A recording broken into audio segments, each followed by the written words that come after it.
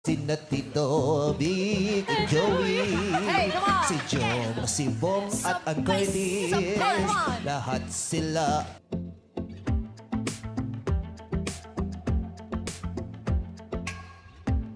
Usap-usapan ngayon ng netizens ang pagkanta ni Uncoverable Star Vice Ganda sa theme song ng kanilang katapat na noontime show na Eat Bulaga.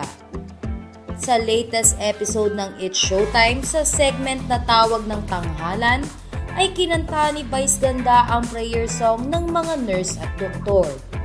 Dahil isang nurse ang kanilang contestant. Dito nga ay inulit-ulit ng komedyante ang pag-awit ng naturang prayer song. Hanggang sa maisip nito na idugtong ang theme song ng Eat Bulaga. Sina Tito, Big and Joey, si Jong, si Bong at Ann Curtis, lahat sila ay nagbibigay ng ligaya sa madlang people.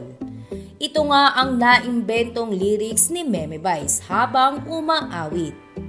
Samantala, positibo naman ang naging reaksyon ng madlang people at legit na barkad sa pagkanta ni Meme Vice ng theme song ng Eat Bulaga. Matatandaan na noon lamang nakaraan ay in-impersonate ni Joey De Leon si Vice Ganda at binati pa nito ang partner ni Vice na si Ayon Perez.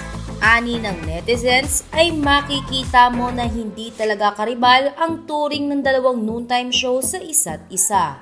Bagkus ay pinahahalagahan ng It's Showtime at Eat Bulaga na sila na lamang ang noontime shows na nagbibigay ng saya sa mga tao. Sa kabilang banda ay wala pang tugon ang Eat Bulaga hinggil sa pagkanta ni Meme Vice ng kanilang theme song.